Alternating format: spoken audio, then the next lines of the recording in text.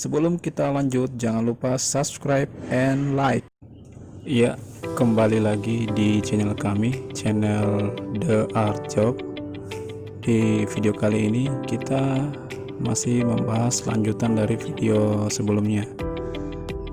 Dimana di video sebelumnya itu kita membahas tentang seperti apakah tahapan pekerjaan pembangunan rumah atau gedung yang harus diperhatikan atau diperhitungkan. Di sini kami akan membahas secara singkat tentang item-item pekerjaan yang harus diperhatikan dalam pekerjaan pembangunan rumah atau gedung. Oke, langsung saja ke pembahasannya. Kita lihat di slide pertama itu ada pekerjaan awal. Tahapannya adalah pembersihan lahan, pengukuran untuk menentukan posisi bangunan dan batasan-batasannya, lalu juga pemasangan boplang yang berguna menentukan titik-titik dari bangunan dengan mendirikan patok menggunakan papan dan balok kayu. Selain itu juga mencakup penggalian yang berhubungan dengan pekerjaan pondasi dengan menghitung lebar dan dalamnya. Pekerjaan ini mengkalkulasikan berapa panjang pondasi yang dibuat untuk menentukan jumlah tenaga kerja dan banyaknya material. Kemudian mengukur dan menghitung lagi pondasi lantai bangunan yang biasanya satuan perhitungannya adalah per meter persegi. Untuk item pertama itu ya inilah yang harus kita perhatikan dalam item pekerjaan awal. Kemudian slide berikutnya itu ada pekerjaan pondasi ya.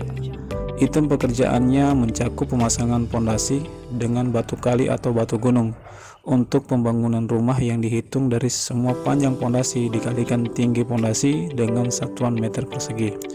Selain itu di sini juga termasuk pekerjaan pembuatan lantai kerja yang berupa urugan pasir dengan ketebalan kurang dari 10 cm atau kurang lebih dari 10 cm. Ya, untuk item pekerjaan pondasi itu inilah item-item yang harus perlu kita perhatikan. Kemudian next lagi di slide berikutnya itu ada pekerjaan struktur. Item ini meliputi pekerjaan slope atau balok beton bertulang mendatar yang dibuat di atas pondasi yang perhitungannya adalah panjang total slope kali lebar kali tinggi sama dengan satuan meter persegi. Kemudian pembuatan kolom yang merupakan tiang tegak lurus terhadap slope dan ring balok yang serupa slope tetapi dibangun di atas kolom-kolom. Selain itu pula ada pekerjaan plat lantai. Ini biasanya ada pada pekerjaan bangunan berlantai 2 dan bangunan yang menggunakan atap plat beton. Ini item-item yang harus kita perhatikan untuk pekerjaan struktur. Kemudian kita next lagi di slide berikutnya itu ada di slide ini ada pekerjaan dinding. Kebutuhan dinding biasanya dihitung dari keliling dinding dikalikan dengan tinggi dinding, kemudian kurangi dengan luasan dari lubang kusen jendela dan pintu. Ukuran bata juga diperhitungkan dalam perhitungan ini karena bisa menggunakan hebel maupun batako. Pekerjaan lainnya adalah plesteran yang volumenya 2 kali dari volume pasangan dinding. Terakhir adalah acian yang luasannya sama dengan perhitungan dengan plesteran tapi dikurangi bidang yang tak perlu diaci seperti dinding yang dipasangi keramik. Itu item-item pekerjaan yang harus diperhatikan di pekerjaan dinding. Oke, kita next lagi di slide berikutnya. Slide berikutnya itu ada slide berikutnya ini ada pekerjaan kusen pintu dan jendela. Pemasangan kusen-kusen pada sisi dinding tertentu untuk akses keluar masuk maupun hawa udara. Kayu-kayu itu dilapisi politur maupun cat agar awet. Lalu termasuk pula pengerjaan pemasangan kunci dan handle pintu atau jendela. Biasanya kusen-kusen itu dihitung nya per unit gitu. Jadi untuk item pekerjaan kusen pintu yang harus diperhatikan itu ya ini, seperti yang dijelaskan di slide ini gitu. Oke, kita next lagi di slide berikutnya. Itu ada slide berikutnya itu ada pekerjaan rangka atap.